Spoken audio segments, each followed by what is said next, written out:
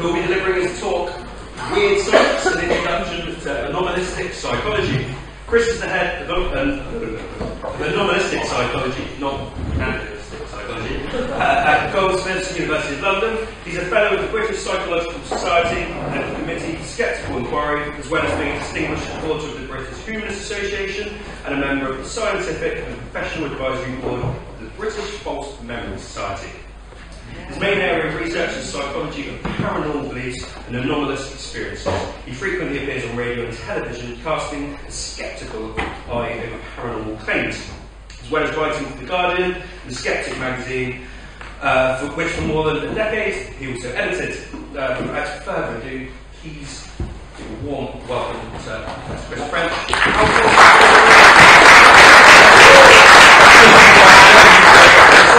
Format this evening. Chris will talk for around 45 minutes, we'll then break, he'll then come back, tie up his talk for the last sort of 10-15 minutes before we move straight into the Q&A. So grab yourself a beer when we break up for around 45 minutes. Round of applause for Chris French.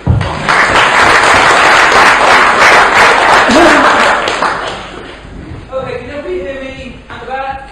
Yeah? Good, great. Thanks very much for the introduction. Thank you very much to all of you coming along tonight.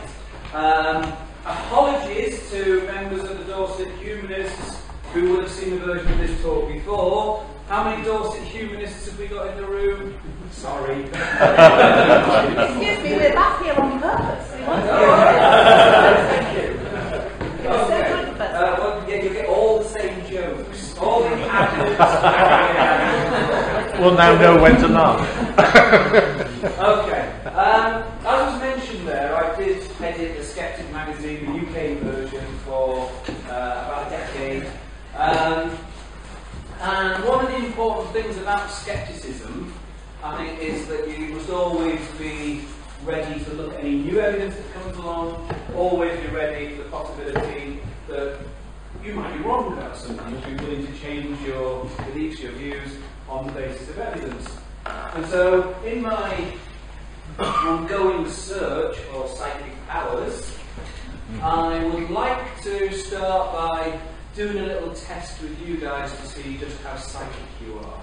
Okay, so what I'm going to try and do, I'm going to see if I can transmit a thought from my mind into your minds. Okay, it's going to be very simple. I'm going to try and transmit a number between 1 and 10. Not 3, because that's too obvious. So, first number that comes into your head between 1 and 10, but not 3, make a mental note of it now. Okay, now I'm not quite sure, it's quite a nice turnout tonight, I'm not sort of sure how many of you there are, but obviously with this number of people, we'd expect some of you to get it right just by chance. So we only get ecstatically excited if it's more than about 10% of you. Okay? So, could you put your hand up if you thought of the number 7? Whoa, quite a nice psychic audience, I like that. That's definitely more than 10%. You've got powers. I'm encouraged, I'm going to try one more similar example. Again, I'm going to try and transfer a number. This time, it's a bit more complicated. It's less than 50. It's 2 odd digits, and they're not the same. So it could be 15, 1 and 5, both odd digits, not the same. It couldn't be 11, both odd digits, but they are the same. So the first number that comes into your head that fits that description, less than 50, 2 odd digits, not the same. Make a mental note of it now. Okay, now did anybody think of the number 37? There's some very some of you think of the number 35. I thought of 35 and then I changed my mind. Now, would anybody ever try to genuinely pass that off as some kind of evidence of the paranormal? Well, the answer is yes. Back in the 70s when Uri Geller first appeared on the scene, and I have to confess I was completely taken in by Geller. I so wanted him to be the real thing. But he used to appear on national daytime TV, and one of the things he'd do would be to say, I'm thinking of a simple line drawing, and I'm telepathically beaming it to the viewers at home. Now, just give us a few guesses what that might have been. Simple line drawing, what comes to mind? Just shout out. Man. You're an expert. The single most common answer, and little split hand is a very common answer, but about 10% of your audience would go for a little children's drawing in a house.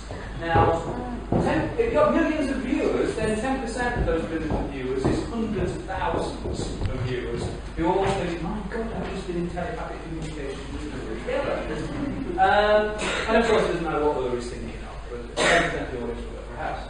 Now, it's an example of what we call population stereotypes, to use a technical term. In those kinds of situations where it feels as if you are making a free choice among a number of different options, your intuition tells you that the frequencies across those options ought to be more or less equal. And it just doesn't work like that. The responses cluster in very predictable ways. In the first example, typically about a third of your audience will go for 7.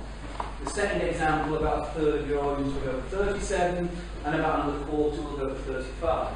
And that is very reliable. Particularly with a reasonably large group of participants, you will get those effects coming out.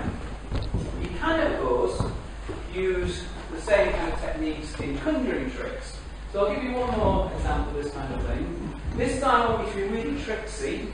Don't just go for the first card that you feel drawn to. You can change your mind, you can look around, but eventually I want you to settle on just one card and concentrate on it. Okay, so you all got one card, you're all concentrating on that card. Now here's the magic bit. I'm going to take one card away, and I predict that your card has now disappeared. But you haven't, your card is gone.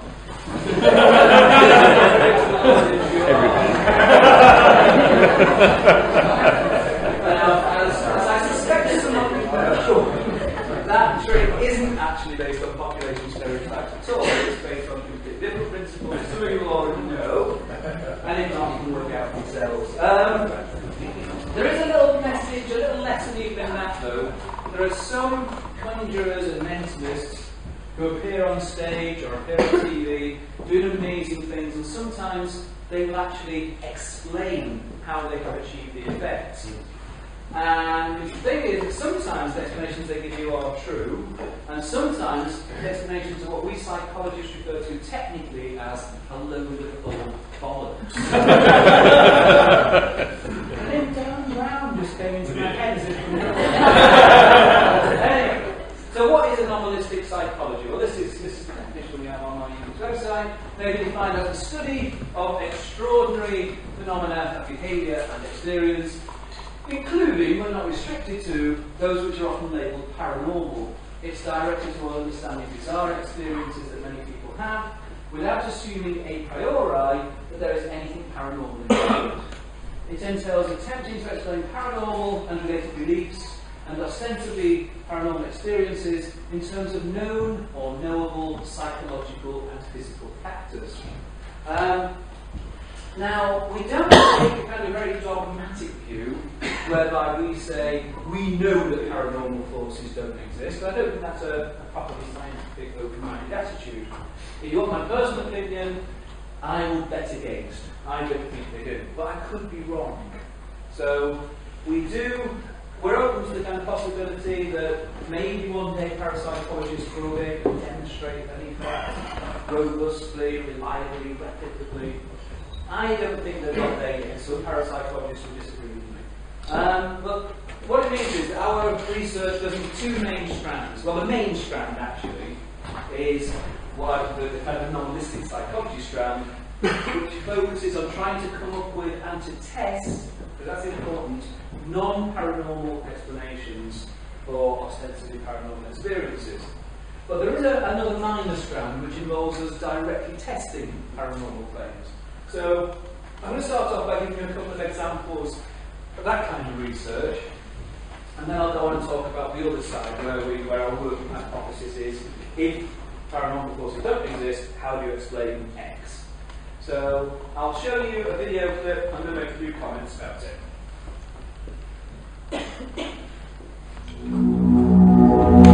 Alleged paranormal effects. The so-called evidence for psychic phenomena is not robust, but will-o'-the-wisp. The more we look at it, the weaker it becomes. The alleged detection of water through dicing is not obviously ridiculous. It might work, but does it? The only way to tell is through a rigorous experiment. How does dowsing work? That's the number one question, and nobody can answer you. Well, I reckon I'm convinced that something is happening to douse. One of the earlier chaps thinks it's God. How do you do it, sir? What's your principle of I'll think the question, and I expect God to respond in a way that I understand. I'm going to expect the right hand one to point to the camera, and the left hand one straight forward. Okay. Look, it's following red. Have you done the test yet in the test? Yes, I did. Yeah, and what was the result? I was going to get 6 or 800%. Yeah, what happened? 1. So what do you make of that? He's having his laugh, haven't he? You don't realise. Do I get second guess? The psychologist Chris French thinks there may be a simpler explanation. He has devoted his career to investigating claims of the paranormal. And now he has set up this test for dowsing, a properly controlled double-blind trial. In each of these rows, just one container, chosen at random, holds a bottle of water. All the rest contain sand. Neither the dowsers nor the tester are allowed to know where the water is until the boxes are opened, so there are no unintentional giveaways. Safeguards like this make the double-blind trial one of the crowning achievements of scientific reason.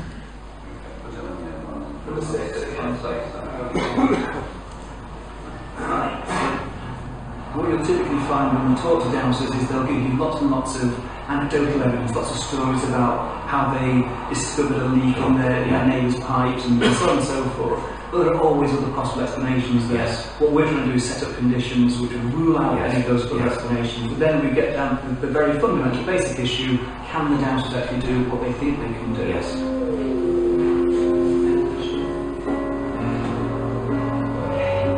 I think it's 4. No, I think it's 4. So shall we see how well you've done? It's sand. In that case, I can't do this. This is the water to number 5. Sand again. This time, guess was in number 3. And this time you're correct. That's water. That's sand. Final trial, it's sand again. In that case, 100% right again. We've got 1 right on out of 6, which is what we'd expect by chance. So far, they're falling pretty much in line with mean chance expectation, in other words, guesswork. Yeah. So no one has scored more than 2 hits out of 6. 3. The people you've been testing, do they understand why they're being put through the double-blind procedure? I think once we've explained it to them, then they appreciate why someone who is perhaps sceptical or doubtful about their claims would see that that was necessary. What's interesting is it doesn't actually tend to dent their confidence at all, which suggests that they're completely sincere. I think they are completely sincere, Yes. and that they're typically very, very surprised when we run them through a series of trials and actually say at the end of the day, well, your performance is no better than we'd expect just on the basis of guesswork.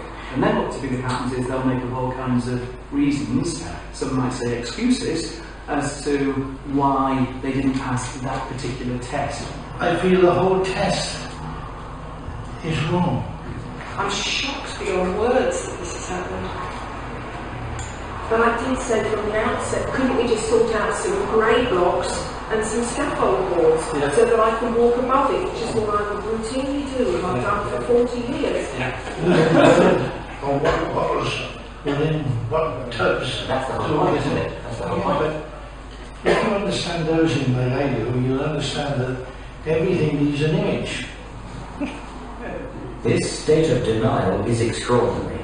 Even when confronted with hard fact, these dowsers prefer not to face up to truth, but retain their delusion.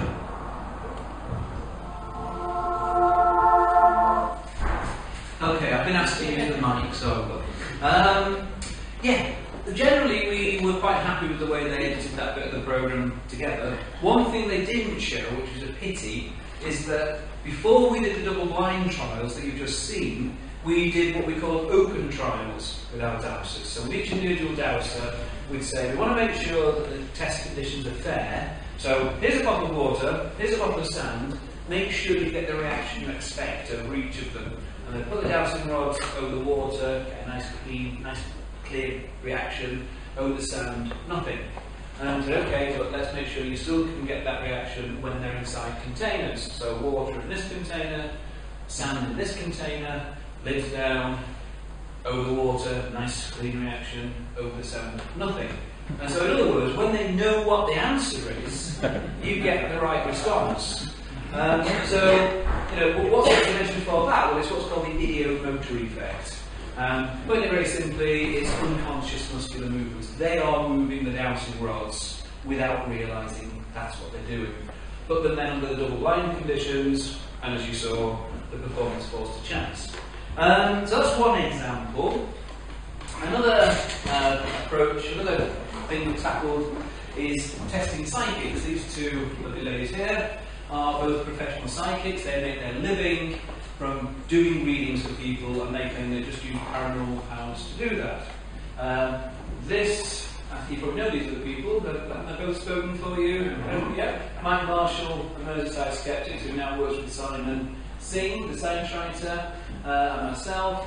This was the Halloween Challenge 2012, where these two ladies presented themselves to be tested, to prove to us that they genuinely had psychic powers. So how do you go about doing that? Oh, one thing I should say is, although what I'm about to describe really is not rocket science, to do the test properly, you do need a much bigger team than just the three of us. So those are credit where it's due. All these people were involved, and a few more. But how do you test this? What we did, we got 5 volunteers, here are 3 of them, who came along for readings. Now obviously, if you're a psychic and you're going to do a reading for a 14-year-old girl, it will be very different to a reading that you might do for an 80-year-old man. So we said we want all of our volunteers to be female, between the ages of 18 and 30. That'll cut down on that problem to some extent. But we went one step further. We had our volunteers sitting behind the screen so that they couldn't be seen at all. Because again, if you can just see someone, you can infer things about them and their appearance. You've got someone who's very fashionably dressed versus someone who's very casual in their approach to their dress sense. Again, you can make inferences about what kind of person they might be. We also insisted that the psychics didn't actually communicate directly. They didn't ask questions. Basically, they wrote down their readings. And I have to emphasise, they were very happy to be tested this way. They still thought they would pass the test. So let's see if they did. What we then did was to get the sitters to come back. And so we tested 2 psychics on the same day. So we had 2 sets of readings, one for each psychic. And if the psychics can really do what they say they can do, then there ought to be one reading within each set that is really relevant to that particular sitter, has all kinds of personal details. So the task for the sitters was to go through and to choose the reading that they felt was the closest, made most sense to them, most relevant to them personally. And essentially that's what that says. We said that to pass the test, they'd have to get 5 out of 5. So it's quite a high, quite a tall order. 4 out of 5 would have been impressive, it would have been statistically significant, we would have acknowledged that and would have said, this is really interesting, let's test you again and see if we can repeat it. How did it actually do? First lady came in and got 1 out of 5, and Patricia Putt got none. So not really any evidence of psychic powers there. But again, it's a different kind of test to the dowsing, different phenomenon. We didn't go again from the test. I'll give one final example. This is something that's kind of more experimental in its approach, in a sense. This man here, Professor Darrell Benn, very well respected social psychologist at Cornell University, caused a stir in 2011 when he published a paper with the title Feeling the Future. And this was in the Journal of Personality and Social Psychology. That's a mainstream psychology journal, not an obscure parapsychology journal. It's a very well respected journal. Published the results of 9 experiments, over 1,000 participants, and 8 of the results appear to provide evidence of psychic abilities. Specifically, that people could in some way sense future events before they happened. There's a huge media response, as you might imagine. All the kind of science journalists around the world got very excited about this. There was lots of stories about it. And obviously there were critiques by skeptics. But to his credit, what Darrell Bowman said is that he wanted other people to replicate this. And particularly, he made his software available to other people to do that. So that was good. And again, what we're always being told is that replication is the cornerstone of science. So let's see if it replicates. So we decided we'd have a go.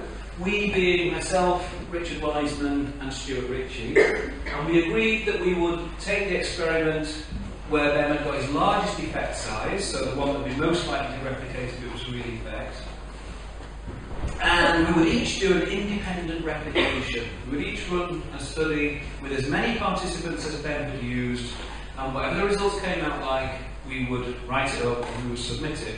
And I must admit, we were thinking at this stage, this will be a really quick way of getting a paper into a good journal. So how did it go? Well, the experiment we actually went for was one dealing with what Ben called retroactive facilitation and recall. All of the studies in the series, in one way or another, attempted to use Ben's phrase, time reverse standard psychological effects. I'll just give this one example. If I were to give you 48, well, it didn't have to be 48, if I were to give you a list of words to read, and I let you read them once, and then I tested your memory would not be as good as if I let you read the words several times and rehearse them. Okay, that's just common sense, nothing unusual about that. According to Ben, even if you don't rehearse the words until after your memory has been tested, you will still find a difference between memory for rehearsed words and non-rehearsed words. Now that's Alice in Wonderland stuff. That makes no sense at all in terms of conventional physics or psychology. But that's what Ben was claiming. So that's what we tried to investigate. We presented 48 words one at a time, 5-minute free recall period, and then half of those words were randomly selected and they were presented again for additional processing. Now, according to Ben, this additional processing can somehow reach back in time and affect your performance here. I mean, this would be great if it was true, because just think if you're a student, you don't have to do the revision until after you know what the questions are in the exam. So you may be not surprised to find that none of the three of us actually replicated Ben's results. So we sent our write-up to the Journal of Personality and Social Psychology, and the editor rejected it without even sending it out for peer review. He said, we don't publish replications, we're too important for that, so it was an implication. And we thought, come on, this was a study that was reported all around the world, and it caused a huge media storm, and you're saying that a failure to replicate, or 3 failures to replicate, that's not important, you know. Now they wouldn't be moved. We tried 2 other high-impact journals and got the same treatment. Not that we were saying our paper should automatically be published, but we did think it should be sent out for peer review and assessed in terms of its quality. This became a bit of a story in itself. So Ben Goldacre wrote a Bad Science column about this kind of... It obviously reveals a really big bias in scientific publishing. Scientific publishing is much more interested, particularly the high-impact journals, in positive results and in new results. And what we had was neither. It was negative, and it was just a straight replication. The New Scientist reported on this. The psychologist. I mean, we were getting more attention for this paper that hadn't been published than I get for most of the things I actually have published, you know, which is a bit frustrating. But again, it was important because it revealed a big problem with science publishing. So as I say, that was the journal we were trying to get into originally. It was rejected by 3 high-impact journals without being sent out for peer review. We then sent it to the British Journal of Psychology, who did send it out for review. One of the referees really liked the paper, thought, yes, this should definitely publish. The other one, not very keen. And we kind of thought we knew who the second referee was. We thought it was a certain Professor Darrell Bem of Cornell University. So we asked him, he said, yes, it was. And what we had suggested to the editor was, look, you should get a third opinion on this. Because obviously there's a clear conflict of interest here. We've failed to replicate these effects, but no, it wouldn't be moved. Eventually, we did get the paper published in the Open Access Journal PLOS One, and we managed to get quite a lot of media interest, which was nice, because it's an Open Access Journal, so anybody can download it for free. And we were getting 1,000 views a day upon the blog, which is phenomenal for a scientific paper. So do journals have a publication bias? Absolutely they do. And this is now kind of, I'm not going to talk about that, it's an important point, but I know time is limited.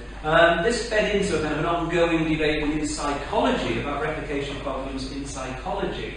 So there was a positive outcome here. So there's a bit of special issues of psychologists on replication problems, and again precognition studies and the curse of failed replications there. Okay, so there are a few examples. I'm going to give you lots more, but just to give you a flavour of the wide variety of the types of paranormal claims we've tested. In terms of, sometimes I still get thrown at me, but much less so than I'm used to, which is nice, but why are you interested in this stuff? We all know it's total rubbish. We know there's nothing in telepathy. We know there's nothing in alien abduction. Why are you interested in this? Well, first of all, that's a very unscientific attitude.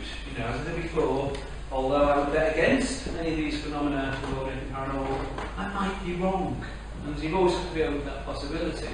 But secondly, from a psychologist's point of view, there isn't a single society anywhere in the world at any point in time where you won't find a large proportion of people believing in this stuff. And a sizable minority tend to have direct personal experience of it. Now, given that, there's only two possibilities as far as I can see. Either paranormal forces really do exist, in which case, if that's true, then the wider scientific community ought to get over its prejudices and just study the phenomenon in the same way we study anything else. If paranormal forces don't exist, we can learn a lot about human psychology by trying to figure out, well, what's going on when people think they've seen a ghost? What's going on when people think they've foreseen the future? So either way, it's worth taking these things seriously. One of the themes that runs through anomalistic psychology is cognitive biases.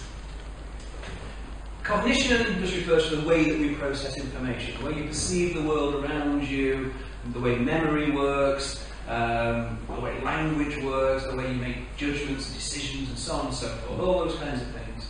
And your cognitive systems are absolutely amazing. As yet, the world's most powerful computers can't do what you do every second of your waking life. I say as yet, because it'll probably the time will come, I suspect. But anyway, we're not there yet. Now, it's possible that even though we have these amazing cognitive systems, there are certain cognitive biases, there are certain things that systematically affect our perception, our memory, our decision making, and mean that we misperceive things, we misremember things, we jump to the wrong conclusions about things. And it's possible that some of these biases might be relevant in terms of trying to explain how it is that somebody decides that they've had a paranormal experience, it's the only explanation they can think of, when maybe there are alternatives. And so, that's basically what that says. So I'll give you just a couple of examples. This is a real whirlwind tour of the area. There's a lot I could say on each of these subjects, but just to give you a flavour of it. One of the things that people have looked at is the fact that we are all really lousy, intuitive statisticians. In lots of situations in everyday life, you have to make judgments based on probabilities, and we're just rubbish at it. We're not very good at all. Now, why is this relevant? Well, it's relevant because very often, if somebody claims they've had a paranormal experience, then nasty, horrible skeptics like you lot will say, well, maybe it was just a coincidence. And people don't like that as an explanation at all. They really don't. So, you've got a situation where you're thinking about someone you've not seen for a long time, the telephone rings, you pick the phone up. You don't do that these days, do you really? But anyway, if anybody did, you answer your mobile, and before looking at the receiver, is that person you were just thinking about? Hey, is that evidence of some kind of spooky psychic link? Or was it just a coincidence? Or you have a dream about something, and a couple of days later something happens in real life that bears a striking correspondence to your dream.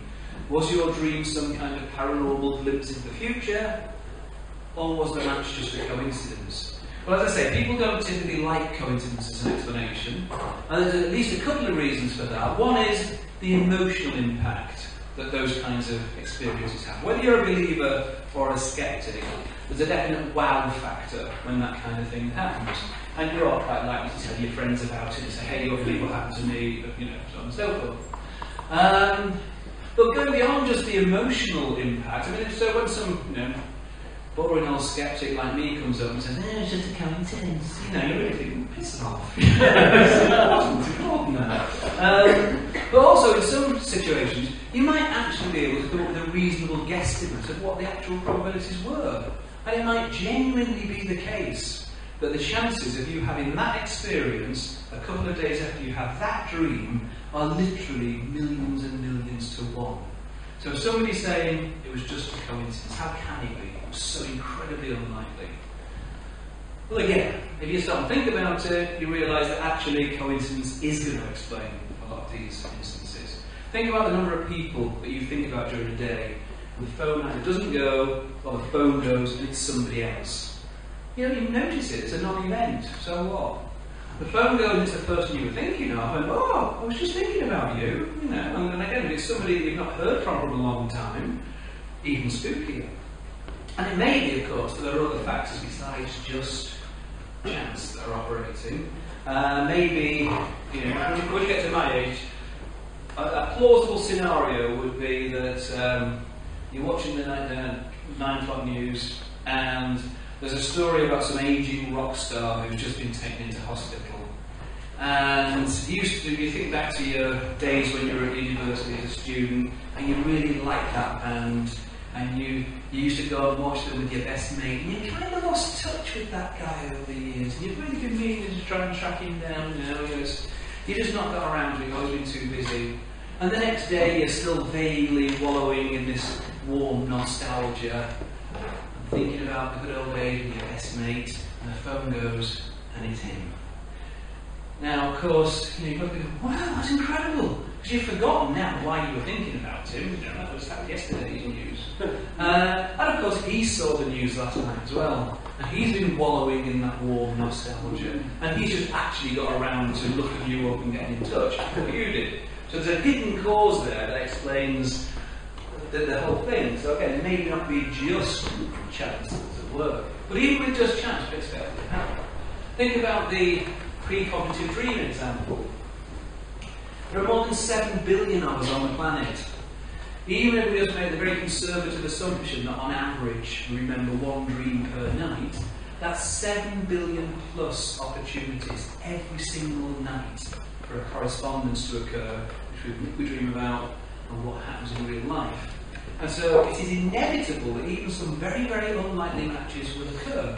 The chances of you winning the national lottery jackpot are 1 in 14 million. Most weeks somebody wins. Why? Because so many people play. The law of large numbers states that if you've got enough opportunities for very, very unlikely things to happen, they will happen. What would be really spooky is if no one ever had an apparently precognitive dream. That would take some explaining.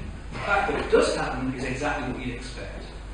Okay, so how have psychologists gone about studying our poor performance on probabilistic reasoning tasks? Lots of different ways. And one is the very famous birthday problem. Some of you will be familiar with it already. How many people do you need to have at a party, just randomly selected, to stand a 50-50 chance that you've got at least one pair with the same birthday? I should say, by the way, that if you are organising a party, just inviting people randomly is a really stupid idea. They won't get on, it'll be a crap party. But if you were to do it, okay, you've got 2 people drawn at random, what are the chances they've got the same birthday? 1 in 365. And ignore leap years, it's just keep it simple. If you've got 366 people, you are absolutely certain that you must have at least one pair that match, because if by some strange fluke the first 365 are different birthdays, you've now used up all the dates of the year. The next person must match somebody, you're absolutely certain about that. So somewhere between 2 and 366 is this magic number where you've got an evens chance that you've got at least one pair of the same birthday. When you ask people, they'll typically say 200, 180, 120. The actual answer is just 23. And that strikes most people as being far too low, but it isn't. So next time you're at a party and you come across a couple of people saying, hey, we just found out I've got the same birthday, isn't that spooky? You go, no. No. You won't get invited to very many more parties. Now it turns out there is some evidence to suggest that maybe people who believe in the paranormal, the evidence is mixed on this, to be honest, but some evidence that in some studies people who believe in the paranormal tend to be worse at that kind of probabilistic task than people who don't. And yet you never get the results going the other way. So that might be a factor. Another reason you might believe in the paranormal is because you've actually been to see a psychic and you have been amazed by what they told you. They seem to know everything about you. Now again, it is possible that maybe some of these people really do have genuine psychic powers, but whenever we tested them under properly controlled conditions, we've not found that. Now, there are alternative explanations here. There's something called a technique called cold reading, whereby you can convince, this is something that's used by deliberate con artists to convince complete strangers that you know all about them. I teach a course on anomalistic psychology as part of our BSc degree at Goldsmiths, and I basically teach the students all about cold reading, so that when they graduate and they can't get a job, they've got something to fall back on. So the fake psychics of the future will all come from Goldsmiths, I guarantee. Now there's lots of different aspects to cold reading, but one very important part of it is something called the Barnum effect. As it says there, the Barnum effect refers to the tendency people have to accept vague, general and ambiguous statements as being descriptive of their own unique personalities. Now I'm going to do a little bit of role play here. I am going to do a reading for you, I mean just for you, not for anybody else in the room, just for you, on the basis that we're using my amazing psychic powers, and see if this seems to describe you. What I'm sensing about you is that you do have a great need for other people to like you and admire you, but you do have a tendency to be critical of yourself. You've got a great deal of unused capacity which you've not used to your advantage. And while you do have some personality weaknesses, you are generally able to compensate for them. You're disciplined and self-controlled outside, but you do tend to be worrisome and insecure inside. At times you have serious doubts as to whether you've made the right decision or done the right thing. You prefer a certain amount of change and variety, and become dissatisfied when hemmed in by restrictions and limitations. My next one is my favourite, I must admit. You pride yourself on being an independent thinker and do not accept others' statements without satisfactory proof. You have found it unwise to be too frank in revealing yourself to others. At times you are extroverted, affable and sociable, while at other times you are introverted, wary and reserved. Kind of covers it really, doesn't it? Some of your aspirations tend to be pretty unrealistic, and security is one of your major goals in life. Now that is a classic Barnum profile. Works like a dream in first year life classes. You can give it. You say we've got a friendly local astrologer who's agreed to do a personality description of you each individually based on your details of your birth. You give them all sealed envelopes, and you get them to rate the profile they're reading. Don't look at anybody else's, just look at your own. It's a proper scientific experiment. And then, you know, virtually everybody will get a 4 or a 5 on a 5-point scale in terms of accuracy. You might say, well, hang on, smarty pants. The reason they do that is because it is accurate. That describes the human condition for most people. And that's a good point. The thing is, if you say to people, to what extent does it describe everybody versus to what extent does it apply to you as a unique individual, they think it applies to them as a unique individual. So, again, it's a very reliable, it's a nice demonstration because you obviously get one student and say, does anybody mind actually reading out their profile? And somebody will start reading it out and the penny drops to all the other students. They'll all have exactly the same reading. Now, those kind of Barnum statements, and they don't just apply to personality type factors like I've been talking about. Also, there are lots of other varieties. A nice one that Richard Wiseman told me a few years back was in the middle of a reading, he said, I'm getting something about an unfinished book. Now, that's a really clever one. So they're writing a book, and I'll go, wow, how did you know that? But if they're not writing a book, well, they're just thinking about a book that they're halfway through reading, or a book they tried to read and give up on. You've got a guaranteed hit, either a major one or a minor one. There's a lot more to cold reading than just that. There are books you can buy about it, and it can be very effective, particularly in the hands of, somebody like Darren Brown, for example, is very good at doing this kind of stuff, as are lots of other mentalists. Right. I'm wondering whether I'll give them a few minutes and then we'll take a break. Yeah. One of the things that we've got very interested in recently is memory. Because typically, you're not dealing directly with the paranormal event or experience itself, you're dealing with someone's account of it. And of course, we know that eyewitness testimony can be incredibly unreliable. There are literally hundreds and hundreds of studies where people have been asked to watch staged crimes or videos of staged crimes, and you can show that people get all kinds of important information wrong. What might be slightly more surprising is that even memory for simple, everyday stimuli can be unreliable. Things that you have seen literally thousands and thousands of times in your life. So to illustrate that, how is the 4 represented on clocks and watches with Roman numerals on them? Is it like this, I, or is it like this, IV? How many people think it's I? Put your hands up. A few of you. How many people think it's IV? Obviously, I am a sneaky bastard psychologist. I'm not going to ask the question unless you're going to get it wrong. Okay? So, it was the few people who said I, who I assume are all Dorset humanists who've seen this talk before. And he checked on his watch, he cheated. But again, there is this interesting thing that, I don't know about you, but when I first realised this happened, I thought, really? I hadn't noticed that before. But from now on, whenever you see a clock or a watch with Roman numerals on, you think that's smart on psychologist, right? I do know there are some exceptions, by the way. You don't need to email me about Big Bang. No. What this illustrates is, as you already knew, that memory does not work like a video camera. Memory is a constructive process. When I ask you the question, you can't mentally rewind in time and think, when did I last see a clock or a watch with Roman numerals and then zoom in on the 4? You can't do that, that's not how memory works. What you actually did when asked the question is, well, what must I have seen? How are 4s represented in Roman numerals? IV, which is true, that's how they're represented everywhere except clocks and watches.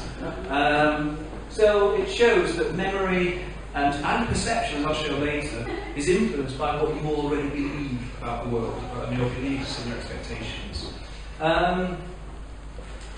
Memory conformity. This is an interesting one. If you've got a situation where you've got a single eyewitness to an event, so you've got a single uncorroborated account, you probably won't give that as much evidential weight as if you've got multiple witnesses and they're all telling more or less the same story. That's sensible, probably. But one thing you should bear in mind is that when people witness something unusual, like a crime or a possible sighting of the Loch Ness Monster, or a UFO or a ghost, they will talk about it, they'll discuss it with each other. And one person's account could potentially influence another person's memory. Now, we're walking around the banks of Loch Ness, some splashing in the water, but you just see out the corner of your eye, but I say, my God, you see that head come up out of the water and then go down again?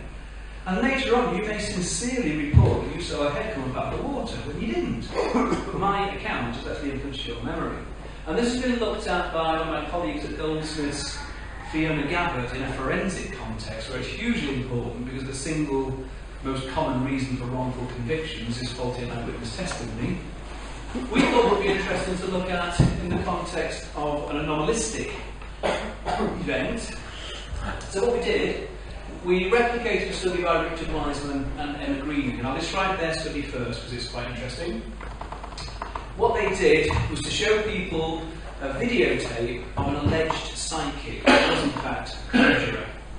And he was doing a spot of psychokinetic metal bending, you know the kind of thing that Uri Geller stands for? Bending spoons, that kind of thing. I don't know if you saw it in the papers today, by the way. There was a little story about Uri. Apparently he scratched his neck and his head fell off. That's the clean version of the joke. What Richard Nenner did was to show the video of an alleged psychic who was an active conjurer using sleight of hand. He's doing a bit of things, he's bending the key. And the interesting part comes after he has bent the key using sleight of hand, puts the key down on the table, it's a nice close-up shot. And in one condition, the participants hear the psychic say, if you look closely, you'll see it's still bending. The other condition is exactly the same, but don't get that verbal suggestion.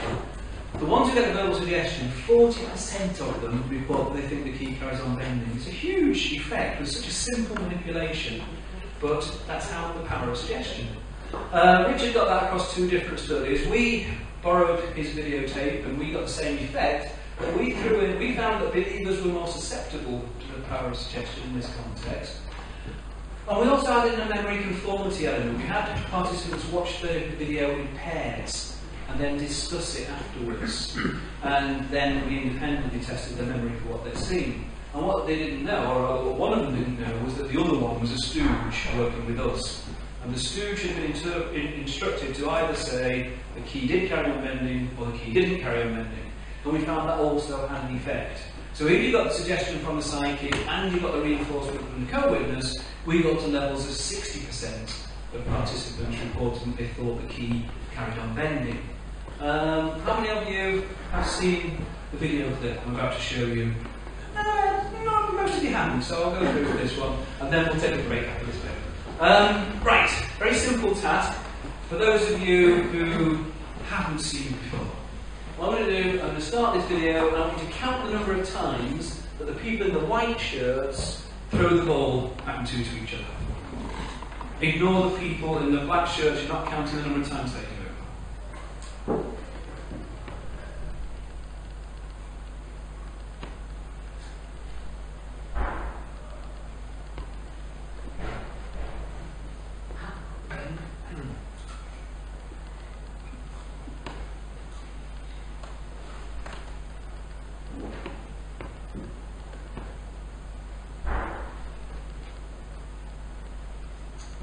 How many times? I think the official answer is 14. But to be honest, I'm not really sure it doesn't really matter. For those of you that haven't seen it before, did any of you notice something a bit unusual? The gorilla. Now admit it, how many of you didn't see the gorilla? Come on, be honest. Okay. This time, don't count, just watch.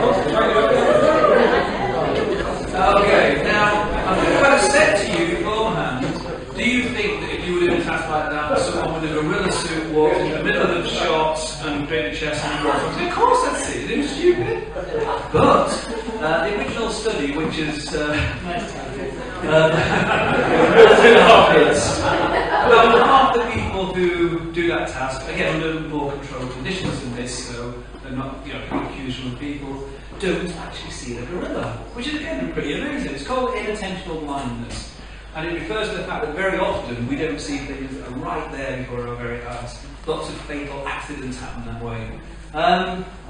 We did a study, we being myself and my wife, who have done a lot of research on inattentional blindness. What we did was, we didn't use the gorilla video, we used a task where we had white and black letters dancing around the screen, and then halfway through a big red cross comes across the background very slowly. And you would definitely see the red cross if you weren't doing the counting task. If you're counting the number of times the white letters hit the side of the screen, about half the participants don't see the red cross. And we've just had this one has been published quite recently as well, actually. So that's what I've just said. And then at the end we say, did you see did you see anything unusual? And if they say no, so did you see a red cross? No. Okay. So those people are inattentionally blind. And what we found is that the people who were inattentionally blind scored higher than the non-intentionally blind on a pencil and paper measure of what's called absorption. Absorption is a kind of personality dimension that relates to the fact that some people, when they're doing a task, completely shut off the outside world. So people who, when they're reading a novel or watching a film, become totally engrossed in it, or doing a crossword puzzle, that kind of thing. And also, interestingly, for reasons that I'll explain later perhaps, we found, because I already knew that absorption correlated with paranormal belief and experience, and we found, again, significant difference in stimulus. Let's face it, it wasn't relevant to the test they're doing. Again, this is quite interesting because in a lot of situations where people report an ostensibly paranormal experience, it may well be that there was a mundane explanation that they just didn't, there was something in the environment at the time they just didn't see. You know, maybe that book didn't move by itself, there was someone else in the room. Oh no, I've seen that. Well, would you? You might not, as this shows. Anyway, let's leave it there for now and take a, 20-minute break? 15-minute break. Okay, thank you.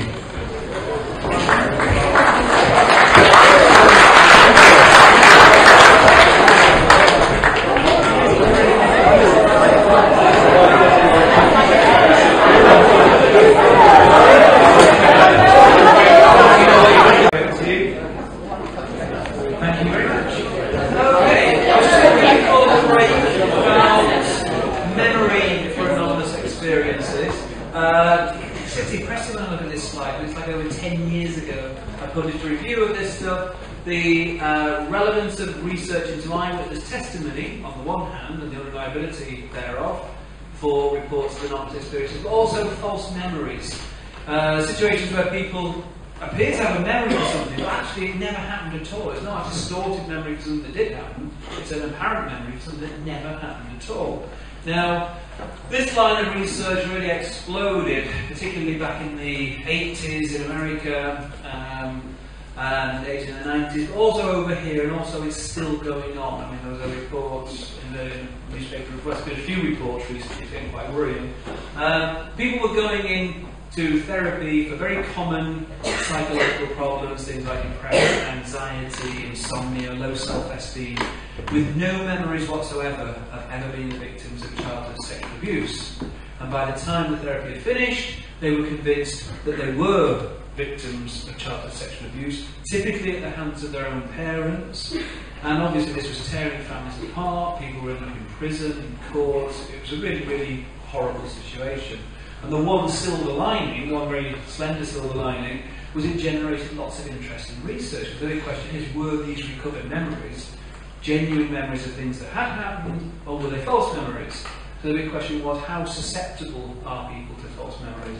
Well, we've now moved on, we've now got lots of very well tried and trusted techniques to implant false memories in well-controlled conditions in a sizable minority of the population. It won't work on everybody, but it will work on lots of people. And what that means is that we can now look at the kind of psychological variables that correlate with susceptibility to false memories. And it turns out that things like dissociativity has the tendency to go into kind of altered states of consciousness at very rather than give you a technical description, I think it sums it up. If you scored highly on a measure of dissociativity, you would be the kind of person that my grandma would have described as being away with the fairies. Fantasy proneness. Again, related kind of idea, but people have got very, very rich fantasy life, very vivid imaginations, often very creative individuals. Absorption, I've already mentioned, the tendency that some people have to go into this inner world, this mental world, and shut off the outside world. And also hypnotic susceptibility. All of these things correlate with each other, they all correlate with susceptibility to false memories, and interestingly, they all correlate with paranormal belief and the tendency to report paranormal experiences, which raises at least the possibility that some of these reports of paranormal, or ostensibly paranormal experiences, might themselves just be based on false memories, things that never actually happened at all. We want to look at this a bit more directly. So this was with my postgrad at the time, Chrissy Wilson.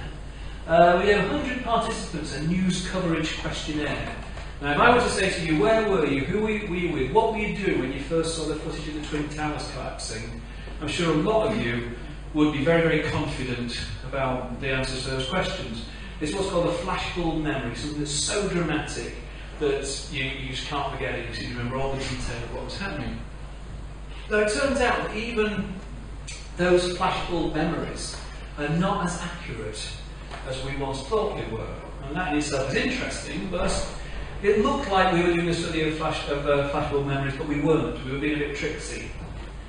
We asked people those kind of questions. Who were you with? Where were you? What were you doing when you first saw the footage? Not when you heard the news, when you saw the footage of various dramatic pieces of news footage, like Twin Towers, like Saddam's statue being toppled in Basra.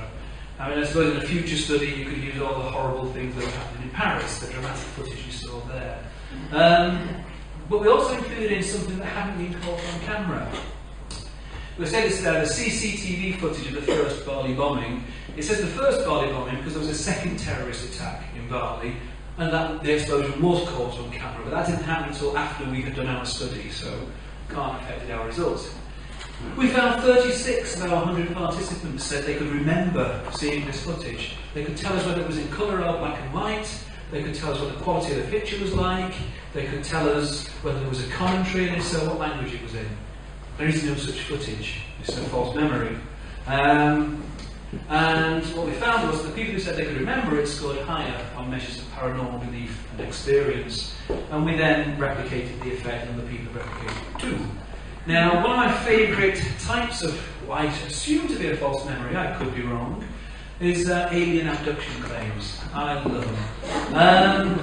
We carried out a study that we reported in 2008, the Experiencer Project, where we got a bunch of people who claimed that they had had direct contact with aliens, and we compared them with a matched control sample, which included my mother, who does not think she's been abducted by aliens.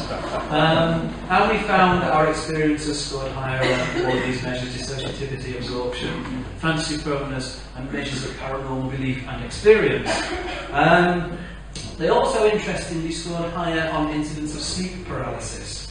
I'll say more about this in a minute because it's really interesting. But for now, just in case you don't know what happens when you get abducted by aliens, I'm sure you do. This was a report, or it was a composite report in an article by Susan Blackmore in New Scientist back in the mid-90s. So it's based on typical things from lots of a range of different interviews that she'd done and accounts that she'd read and been sent and so on. So this would be kind of fairly typical. I woke up in the middle of the night and everything looked odd and strangely lit. At the end of my bed was a 4 feet high grey alien. Its spindly thin body supported a huge head with 2 enormous slanted liquid black eyes. It compelled me telepathically to follow and led me into a spaceship along curved corridors to an examination room full of tables on which people lay. And these are the little critters that do it. They're called greys, about 4 foot high, big black eyes, telepathic communication, and they're about to put this probe somewhere interesting. And she goes on. I was forced to lie down while they painfully examined me, extracted ova, or in the case of men, sperm, and implanted something in my nose. Nobody knows what these implants are for. Some people think they're mind control devices. Other people think they're just tracking devices. The way that we might put some kind of a tracking device on a wild animal if we were doing some kind of nature study. I could see the jars containing half human, half alien fetuses and a nursery full of silent, sickly children. And when I eventually found myself back in bed, several hours had gone by. And here they are in one of these implants in. I should point out, by the way, these are drawings, they're not photographs. Now, how do you end up with these kind of weird, but often very detailed memories? Well, one important factor is something called sleep paralysis. And sleep paralysis, in its most basic form, is very, very common. We typically find that about 40% of our first year intakes say, yes, I've had that at least once in my life. It's when you are half awake and half asleep and you realise that you can't move. How many people in this room have experienced that? Okay, you need to see a psychiatrist very urgently. But most people who have it lasts a few seconds, the spell breaks, and you're okay. It's a bit disconcerting, but it's not really a big deal. For about one person in 20, about 5% of the population, you get associated symptoms that make it much, much scarier. So these are, you might, for example, get a very, very strong sense of presence. You feel as if there's something or someone in the room with you. Even if you can't see anyone, you feel there's something there, and whatever it is, it doesn't mean you're any good at all. You might actually get hallucinations. You might hear voices or mechanical sounds or footsteps. Or you might see lights moving around the room, or black shadows. Or you might see horrendous, monstrous figures. You might get tactile hallucinations. You might feel as if you're being held, or you're being dragged out of the bed, or you can feel something breathing on the back of your neck where you can't turn around. So it can be, you can imagine, absolutely terrifying. Difficulty breathing. There's a sense of pressure on the chest, and also intense fear. Possibly not too surprisingly, really. Now, whenever you talk about sleep paralysis, you are contractually obliged to show these pictures by Fuseli, a very famous picture called The Nightmare by Henry Fuseli from 1781, and it's clearly a really, really vivid depiction of sleep paralysis. You've got this strange horse peering through the curtains there, this demon sitting on her chest and the pressure on the chest. And interestingly, if you are susceptible to sleep paralysis, you are much more likely to have an attack if you sleep on your back than in any other position. But to be honest, if you sleep in that position, you're out of control.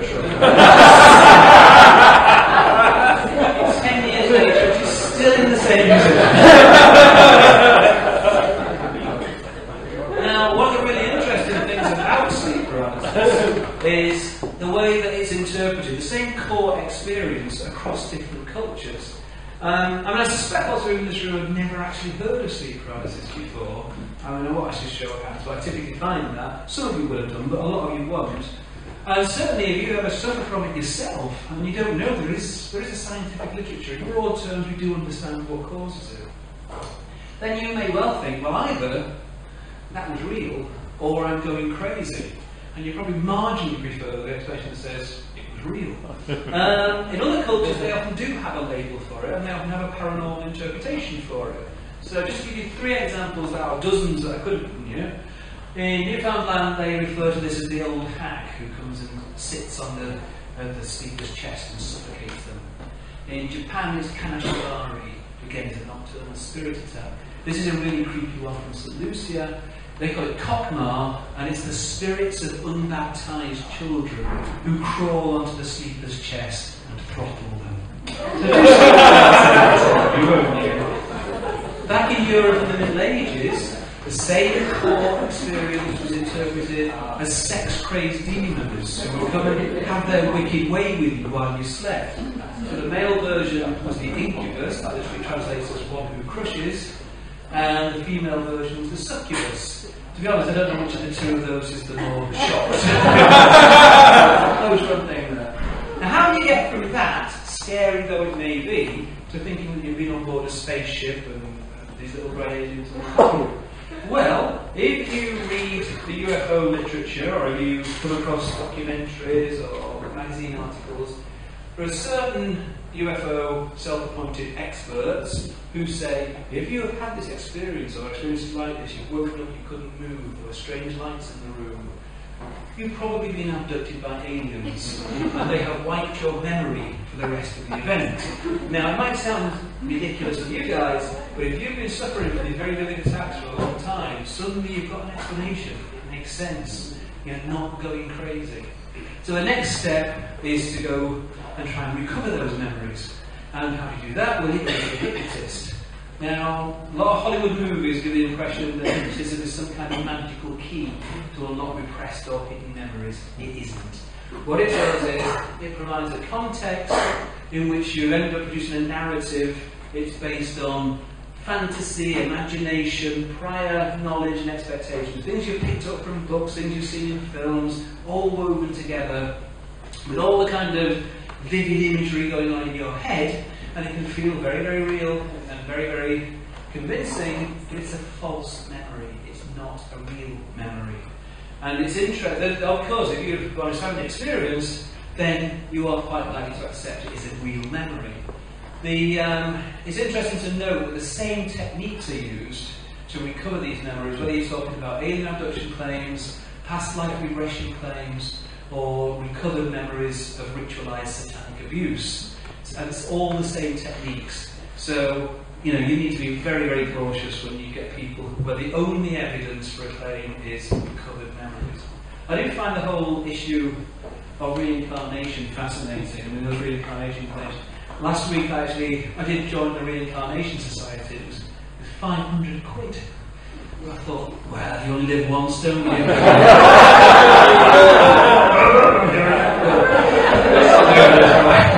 You're encouraging me.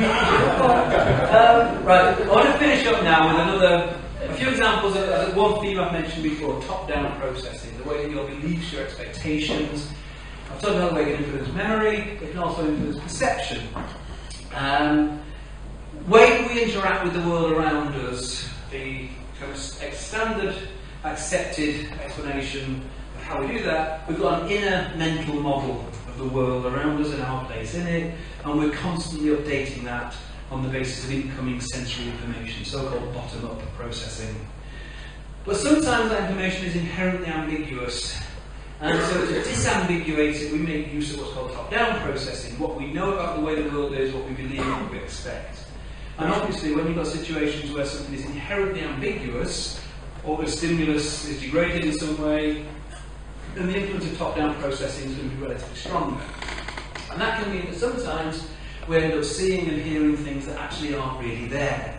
One example of this is something called pareidolia, a type of illusion or misperception involving a vague or obscure stimulus being perceived as something clear and distinct. And one of the things that we often see in visual randomness is faces. Okay, your faces are so important to us as a stimulus that for you, what experience you can see faces in the pattern of wallpaper, in the clouds, grain of wood, etc., etc. So let me give you 2 examples of this just to illustrate the point. I'm not sure if you can see that, but this is an aerial photograph of Selhurst Park where Crystal Palace play, and some people think there's a kind of Turin shroud-like image of Christ on the pitch. We wonder whether they should change the name of the ground. I don't know, it's a suggestion. This is a woman who found an image of Christ in the burn marks on her burrito, and you can see how absolutely overjoyed she is with this. This is a classic example. This is a cinnamon bun that some people think bears a striking resemblance to Mother Teresa. This is bun, the Immaculate Confection. If you can't see it, there's a little...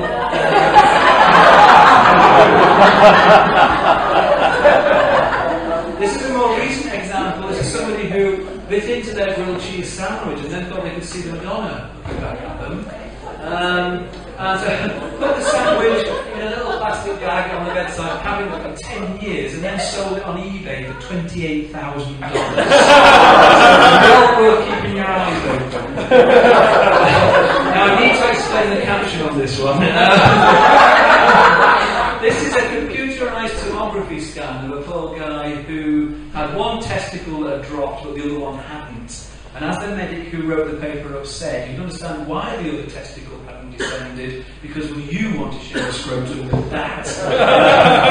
Again, a nice illustration of this tendency we have to see faces in what are essentially random patterns of shape, etc.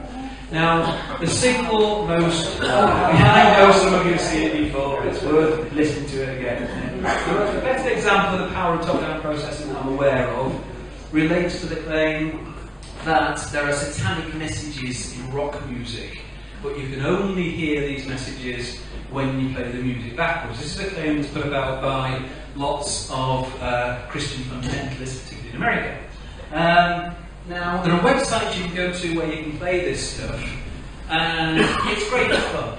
I mean, what you typically find is you can't actually figure out what the message is until you read it, and then you play it. It's kind of similar. And again, it's top-down processing. Once you've got the expectation there, it can sound very different. Now, I'll illustrate that. Some of the examples on these websites really aren't very convincing at all, but obviously there's got to be one that's better than all the others, and in my opinion it's this one. Led Zeppelin are top of the satanic pops. I'm going to play you a clip from Stairway to Heaven. First of all, I'm going to play it forwards for no good reason other than I like it. That's the only reason I'm doing it. Then I'm going to play it backwards, and your task will be to tell me what the satanic message is. Now, my prediction will be that one or two of you, apart from those of you that have heard it before, one or two of you will think you hear one or two words, okay? But mostly it will sound like backwards gobbledygook. And that's for the very good reason that it is backwards gobbledygook. They're going to tell you what the message is, and I'm going to play the same sound file again. And when I play that sound file the second time, it will sound completely different. And you will wonder, you'll hear the message as clear as a bell, you'll wonder how you missed it the first time. The reason you missed it the first time is because it isn't there. So here we go. I'm going to play it forwards first of all.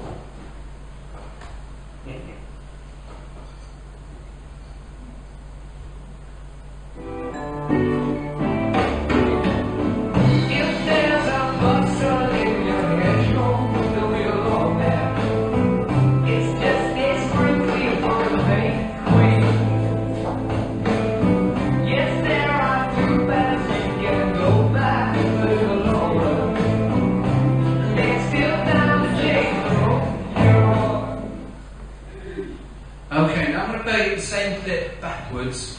Under the ethical guidelines of the British Psychological Society, if you do not want to take the risk of becoming the next recruit to Beelzebub's army, you can leave the room now. It's too late for me, I've got around singing the backwards version myself. So here we go. What's the satanic message?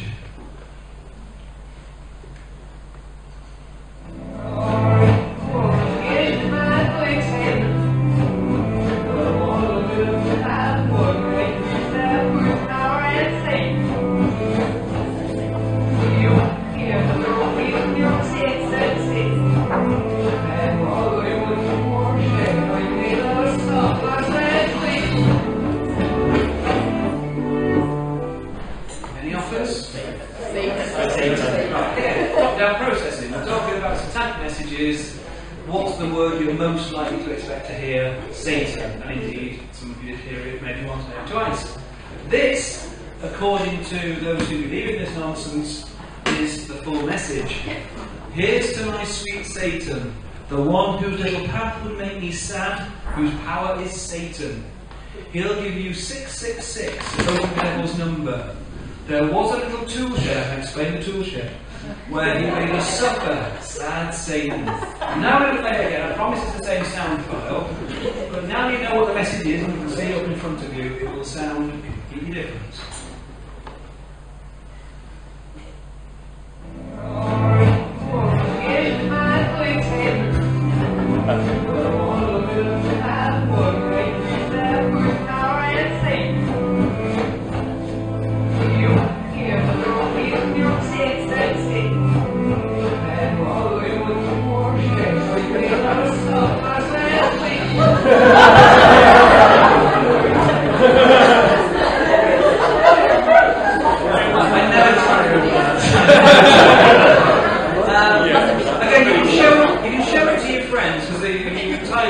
Stairway to Heaven backwards, I mean literally type stairway. Although you probably get there anyway. You type stairway to Heaven backwards into Google.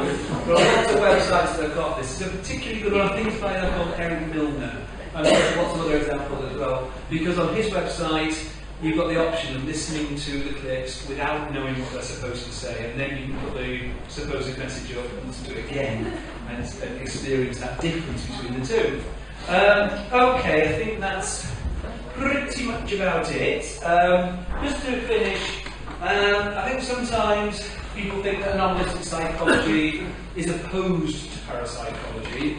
I I don't see it that way. I see it as complementing parapsychology. If the parapsychologists ever get to a point where they can demonstrate a genuine, reliable, replicable paranormal effect, then that'll be a huge scientific breakthrough.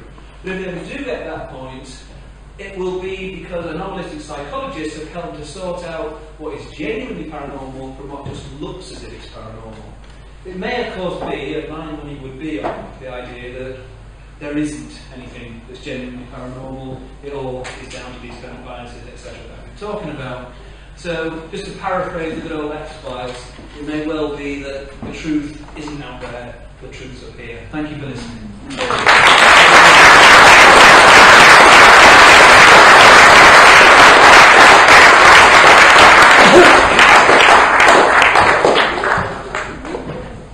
Any questions? Yes?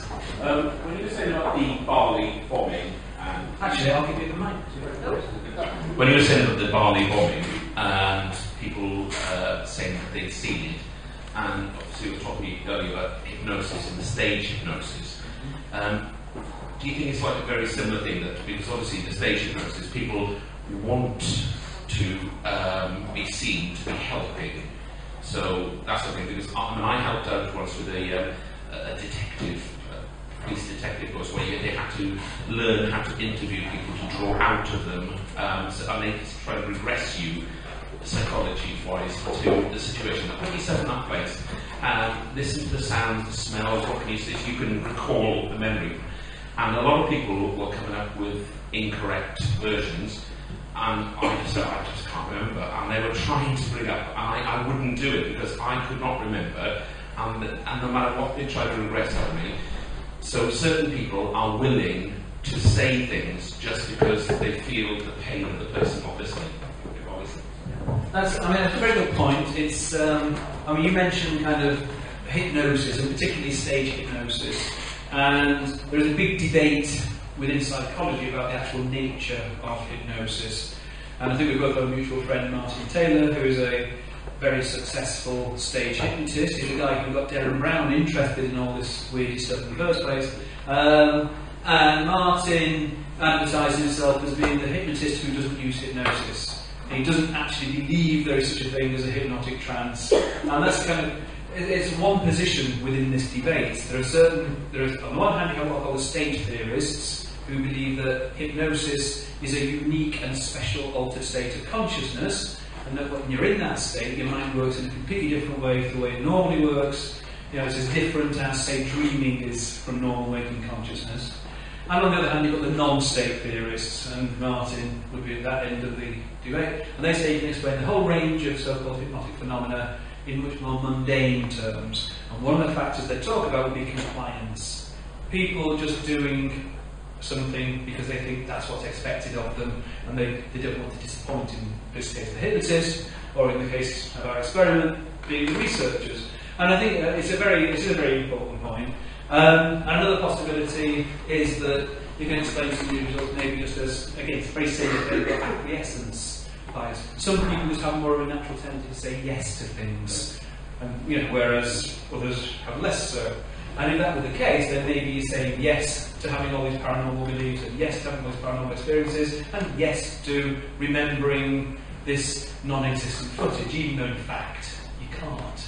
Now, we have actually looked at that directly in other research I've not talked about, where we've tried to directly measure acquiescence bias, and it doesn't seem to be down to that. But it's a very good point to raise, yes, we've got to be aware of that. And another thing that people have talked about is, do people really understand the question, or are they just thinking about the time they heard the news?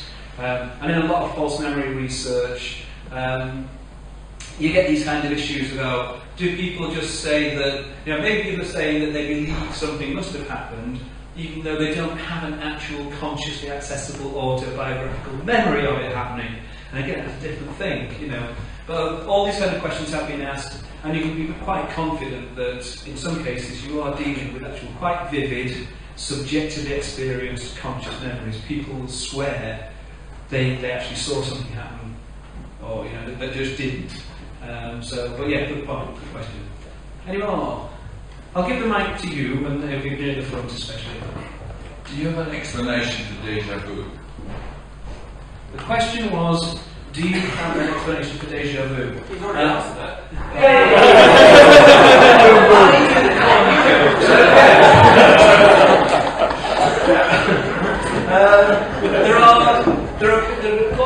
There are various theories of why deja vu might occur. One of them does relate to the kind of paranormal one that's sometimes put forward is that I'm sure you all know, but for anybody that doesn't, deja vu is that sensation that you've experienced something before. I don't know about you lot, but it tends not to happen as you get older. I remember having it when I was younger, and for me it was always a kind of, I couldn't actually have said what was going to happen next, but as it's happening I kind of think, yes, I knew that was what it was going to be. It's that kind of very vague kind of sensation. There are various theories as to why it might happen. There are neuropsychological accounts, and we can be pretty damn sure that the temporal lobes are involved here. One of the lines of evidence for that is that temporal lobe epileptics, some of them, will report just before they have an attack, they get a very, very, very strong sense of deja vu. We also know from other studies that there are particular areas of the brain that you can directly stimulate. I mean, if you're doing a brain operation, you will often directly stimulate the cortex with very weak electrical signals, typically so that you can try and map the cortex and not do any damage to the language areas, for example. But again, you can actually induce these kinds of sensations in people just with the flick of the switch, which again is a very clear, for me, a very clear indication that it's something that's generated within the brain. There are other kind of more, like a more psychological level type explanations. There are some research that shows that maybe you get that sensation if you walk into a room that you've not been in before, but the way that the furniture is laid out actually reflects a room that you are familiar with, even though it's different furniture. So there's something in there that triggers that familiarity response. I mean, what we do know in lots of different domains is that we respond to familiar stimuli in a different way to unfamiliar stimuli, whether we're talking about faces of people that we know, or just recognising objects, or etc.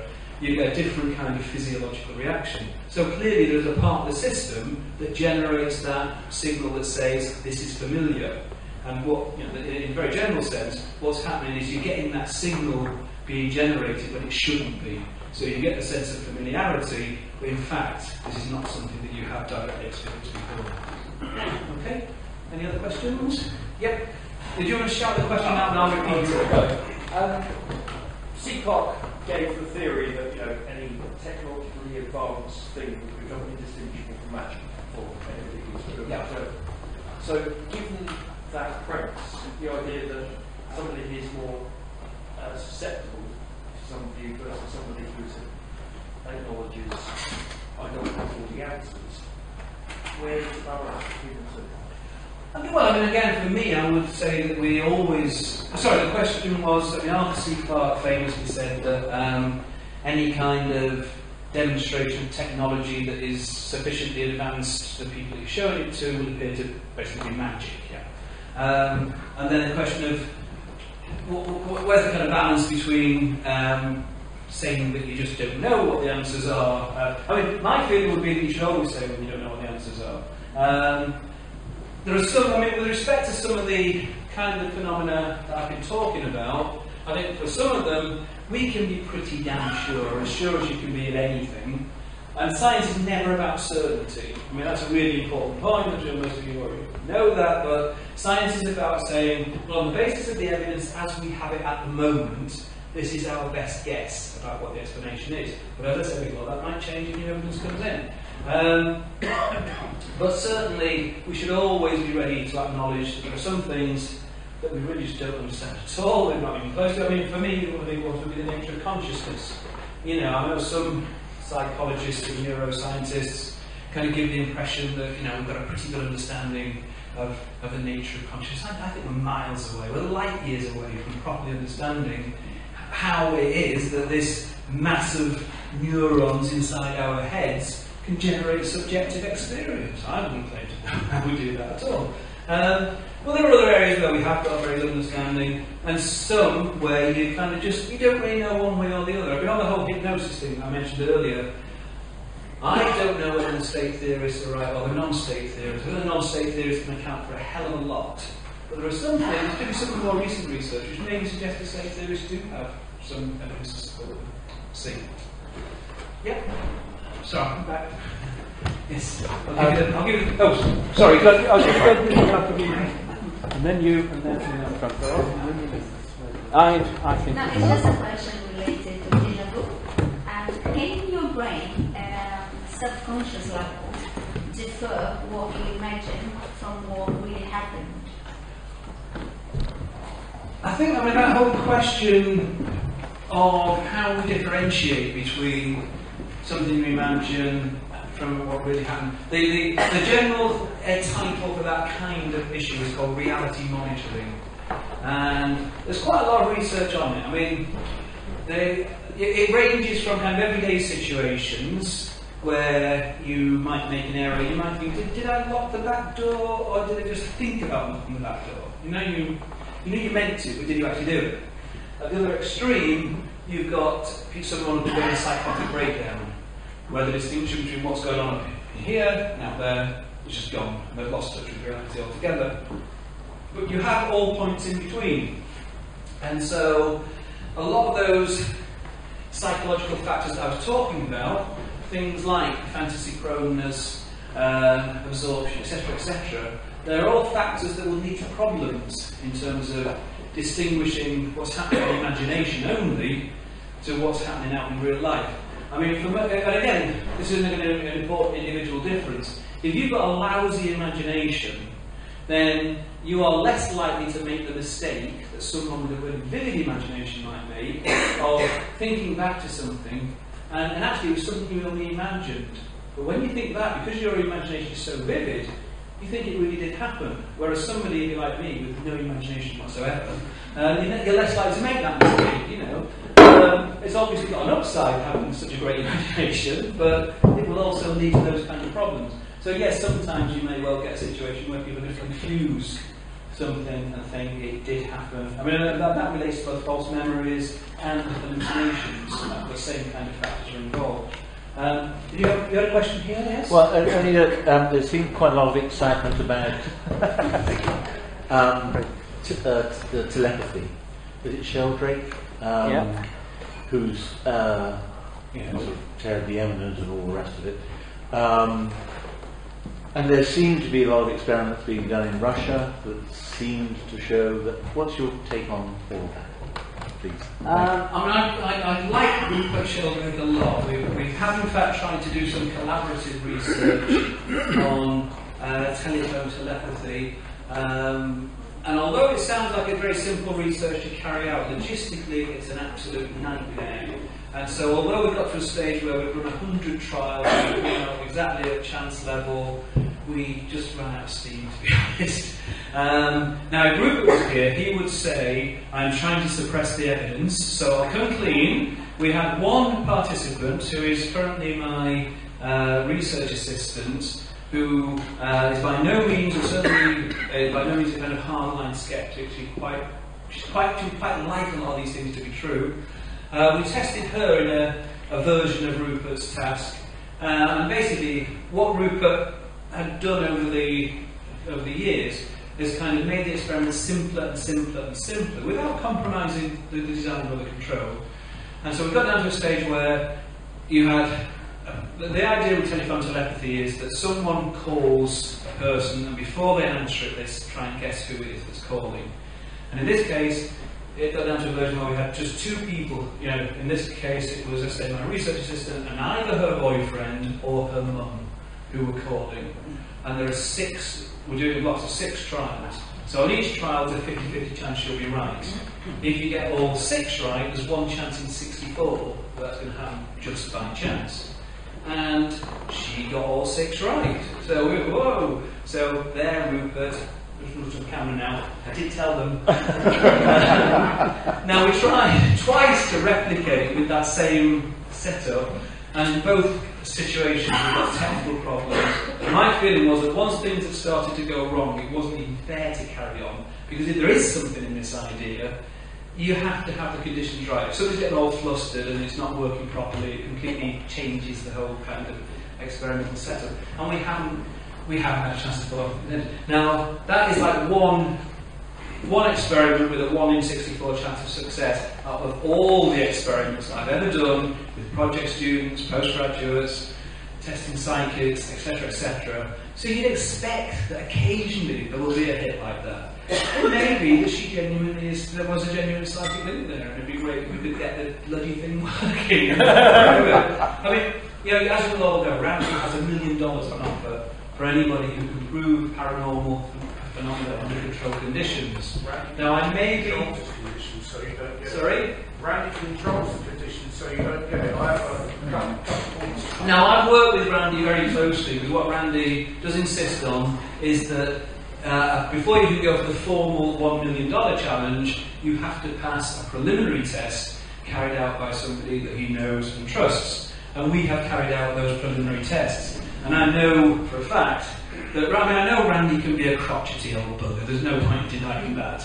And I can understand why the believers all hate him. But in terms of doing the tests, we bend over backwards to make sure that the person who's being tested is happy with the conditions that they are being tested under. And if they could really do what they say they can do, they could pass those tests. There's no question at all about that. I know a lot of these critics say, oh, it's all a fix, it's all a con. No, the tests are carried out genuinely. I know because I've done them. Sorry, where was I? Oh yeah, Randy's got this $1 million on offer. Sorry. I mean, I may be a skeptic, but if I could find somebody who could really do this, I'm not a greedy man, I'd sell for 10%, you know? There's somebody, actually at the back here, wasn't there, I think? No? Have we done it? Right? Chris. So, right, so I'll come there and then go to the first as well. It's very quick, I just wanted to comment on the deja vu that we were talking about earlier. I read some research some time ago which suggests that they took people who were having a regular deja vu experience, and what they concluded from their testing was that what was happening with these people was that when something happened, it went into their long-term memory accidentally, and then when the brain said, oh, whoops, no, this isn't where it belongs, and as it was coming out, it seemed, before it went into the short-term memory, someone was thinking, oh, yes, this has happened before, so it was just a brain malfunction really, of the sort of short and long-term memory. Okay. I've not actually heard of that particular explanation before, but that'd be interesting. Yep. Who was it down the back here? There you go. Just a couple of statements first. Killer has plenty of spoon in front of me. And 10 million others. And I've actually seen aliens, but that's another story.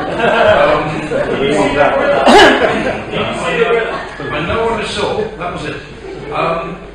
Where I think you're going wrong with the dowsing, and also the psychics. The best example I can give, let's just say there's a young lady here that I fancy, right? If she hasn't got the sense to run screaming out of the room, she's going to divine my interest in her. Now, if everybody says, hey, this guy's a terrible person, stay away, she's not going to allow me to buy her a drink, right? And with the dowsing, it works best with, how can I put it, the believers who allow what you're dowsing, forcefully in the consciousness of what you're dowsing to come through. I mean, this chap here, who I've never met before, has made the assumption I'm not going to thump him in the back, right? Because he hasn't looked round, he hasn't moved away. Now, had he made that assumption, he would have moved away. And what you're doing is you're making that assumption that I'm going to thump him in the back, for example. And with the dowsing, you need to be relaxed, you need to allow things to come out to you. And that is difficult in controlled conditions when everybody is looking and saying, watch him. It's a little bit like two lasers. Everybody's consciousness is looking and saying, we don't think this is going to happen. Well, if I'm lining up the bird in the back row, and everybody's looking, oh, never let those two get near each other, you know, she'd be safer away from him. She's never going to let them buy her a drink. And that's the point that I would like to make. Right, I mean, my answer would be that if you can come up with a way of testing dowsing that the doubters are comfortable with, but it's well controlled as well, then let's go for it, let's do it. But what you can't have is a situation where you say, well, it only works under uncontrolled conditions, because that doesn't prove anything. No, but what I'm saying, what I'm trying to say, the uncontrolled conditions are necessary for it to work. Just kidding. I mean, again, I know what people in this room would think of that, but just to illustrate, with respect to the test, the first time we actually had tested one of the two ladies that I showed you before. We tested her before, myself and Richard Wiseman had tested her, and she got 0 right that time as well. I mean, she's great, she clearly believes that she can do this stuff, because she came back for more. She was going to prove that we were wrong. Now, the first time we tested her, her reaction was very, very unusual, because when we gave her the results of the test, she said, well, I'm gobsmacked. I mean, I should have been able to pass that test. And, I thought, wow, this has never happened before, somebody saying, she got this kind of, this defensive, well, actually it wasn't a fair test after all, and, we were quite impressed. Unfortunately, by the next day, she had decided it wasn't a fair test, and, she started coming out with all these reasons as to why, actually, she couldn't really have ever been expected to pass that test. So I kind of learned from that. The next time we tested her, the one I just showed you there with Simon and Marsh, on every single trial, I said to our psychics, after they'd done a reading for someone, I actually spent a point of saying, how was that for you? Did you feel you were getting the information? Were you comfortable with that? Was that okay? Yeah, they were perfectly fine with it. Right the way through, of course, until we actually do the scoring and they've not passed the test again. And then again they decide, actually, it's not a fair test. But, what else can you do? As far as they were concerned, subjectively, while they were doing the test, it was all working, it was all going fine. So there was somebody down here, wasn't there, on the front row? Yeah. My question is similar to along the lines that you say. I think, I don't know how to put it, but you're testing paranormal using normal parameters, which can come in its own right. Again, I think I've got a problem with the kind of special feeding that the believers sometimes come out with, that, well, you can't test it. I mean, certainly in lots of areas, the people who are making the claims themselves, they're saying that they know it works, they've seen the evidence. Well, all I'm saying is, well, show me the evidence in properly controlled conditions, and if it's there, well, I think that's fantastic.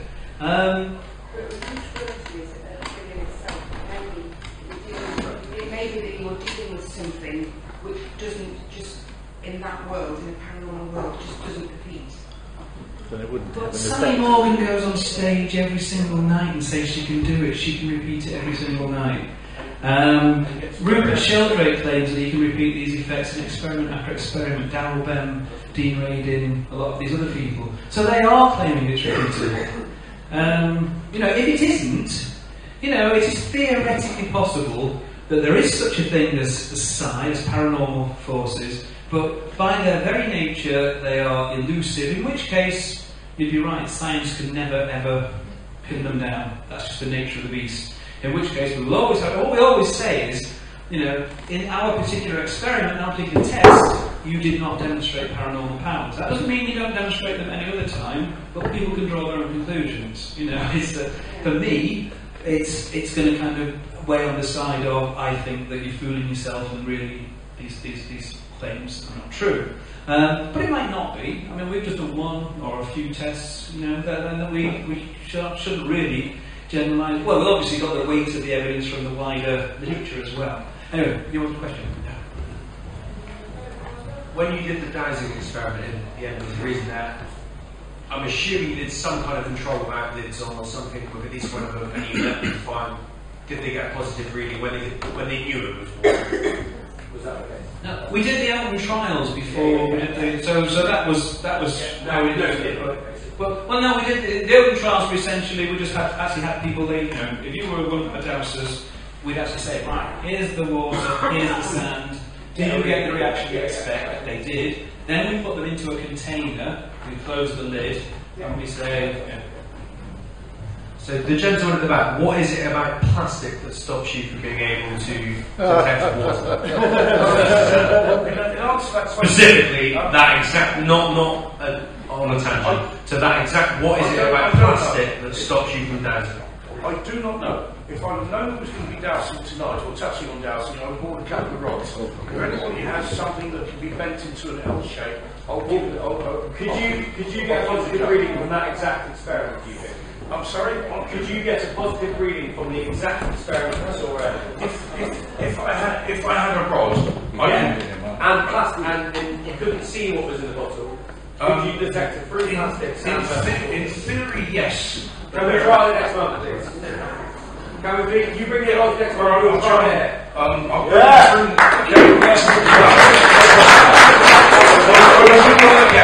Because one of the reasons I'm here is to have my beliefs tested and to show, good or bad, there's something in it. That's pretty great. So next month or some month in the future, we've got that. Chris, can you ask? Hands up if anyone owns a plastic bin with a lid.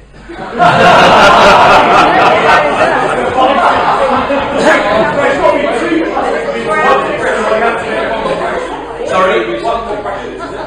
Okay. Right. Yes. Okay. Just very briefly, has anyone tried to test a psychic without them knowing? How would you do that? Right, could you do that? Yeah. No, that just raises an interesting question. Now, it's all somebody. I'm trying to remember the line of argument that they were using, because they were saying, precisely trying to answer this point that, oh, well, it's because they know you're testing them, that's inhibiting it. So, can you test it when actually they don't realise they're being tested? And, I mean, another thing that would happen is, whenever a skeptic went along to see Sally Morgan or Derek McCor or any of these other people, you just need one skeptic in the audience who's sitting there thinking, I wonder if they can really do this. And it wouldn't work. And yet, strangely, they do seem to be able to perform on stage every night, don't they? You know, That's the thing with Sally Morgan. If when you even look slightly at these things, I would say it's impossible to do it at 7:30, night after night after night, to be right. It simply does not happen. Are you implying that she's a fool, sir? Sure. Horror. If I say yes, it's too strong. You may possibly think that I couldn't comment. I am very, very sceptical that she is able to do it on a conveyor belt basis. Yeah, I likewise actually. I mean, French's law would be that the more prominent a psychic is, the more likely they will have to resort to trickery. I would also add, I've attended a magician's conference, i.e. a stage magician's conference, bluff my way in there, and a stage magician called, we'll just say Faye Presto, that was her stage name. She would do a trick, whatever it was, and then she would spend 15 minutes dissecting the trick, pointing out where your attention was, what was actually happening, what you were being led to think was happening, and so on. And I was gobsmacked. I couldn't keep up. She was saying, you're looking at this when this is happening, and so on. So I'm well aware of the devices used. I've got a colleague at Goldsmiths who, I'm going to two little bits and then I'm going to finish. No more questions. I've got a colleague at Goldsmiths called Gustav Kuhn, who does the science of magic. In addition to being a psychologist, he's also a very skilled conjurer, as is Richard Wiseman, and they both do great talks on the psychology of conjuring. Just going back to the dowsing thing for a second, I had the experience again through the James Randi Educational Foundation, unlike all those other nutters, to use his expression. And his background was as a chemist, and I've come across people who've got backgrounds in engineering and all kinds of other things. And I think what happens there is that when they first try using dowsing rods, maybe they're not really expecting anything to happen, but they use the dowsing rods and hey, they really do seem to move. It is a powerful illusion. And their first thought then is, well, I must measure the force. Their first thought is not, is it possible that I am causing that movement? Anyway, he got in touch with James Randi Educational Foundation. They had asked if I would do the preliminary testing of him. I'd said yes, and I was just too busy. The guy got in touch and we talked. He's a nice guy. And he would have to pay for all the tests, unless he passes and then he gets $1 million. Great, So I said, look, I think you're fooling yourself. I think there's this thing called the idiomotor effect. I explained all about it. I sent him a few links. But he was still convinced, no, he could do this. And he had a very specific claim. He claimed that he could tell where Earth had been disturbed. So whether it was kind of, you were to dig a trench and then cover it over, he would be able to walk over and say, right, that's where the trench was. That's where you were doing the digging. So we talked about a possible test. I'd say what you could do is, if you think of a walkway consisting of 10 1-metre squares, you randomly select a number between 1 and 10. There's a hold up there, and then the whole thing is covered over with wooden boards. And you go along with the dancing rods. Obviously you don't know which one it is. And if you get it right, there's 1 chance in 10. If you can do that 3 times with 3 different walkways, there's 1 chance in 1,000. That will be very convincing. So we had the test designed, but I just wasn't finding the time to do it. So in the end, he got fed up, and he decided he was just going to do this. He was going to set the test up for himself. He called me and said that he was doing this, and I said, well, great, but that can't count as the double-blind test, because if I've not set the test up, how do I know that you've played by the rules? And he said, no, I just want to show you that it does work. I thought, okay, fine, And he invited along all the local skeptics in the area, his friends and family round. He was a really nice guy, he got cakes and tea and coffee for everybody. A lovely sunny day. And he came out to do his test. And as I say, at this point, I have no way of knowing whether it was genuinely double-blind or not. His family had done the randomisation, took the holes and covered him in. And he completely failed on every trial. It was his own test. It was his own test, and he failed it. And again, he was completely gobsmacked. He was very upset. I felt very sorry for him. And Jim needlessly saw him that. The guy who said, he's having his laugh. You don't know what he's like. I love Jim. If Jim found a cult, I would join him. But again, you got a situation where the guy, after we'd done the test, his own test that he failed, he didn't give me anything on dowsing. He said, well, there's obviously something wrong about the way I tried to test it. I just need to go back to the drawing board and work on it, and I'll be back in touch. Anyway, that's it. Thank you very much. As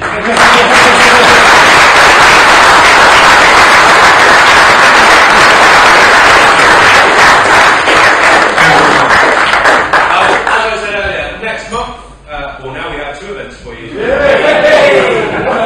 a live dancing experience. Very soon we can get a positive result on video, which you'd be interested in. And you will then entertain a wider experiment using the gentleman at the back. I'm assuming. We'll do the preliminary test. This is your James Brandy. And also, we will then be hearing about whether or not eating local is better.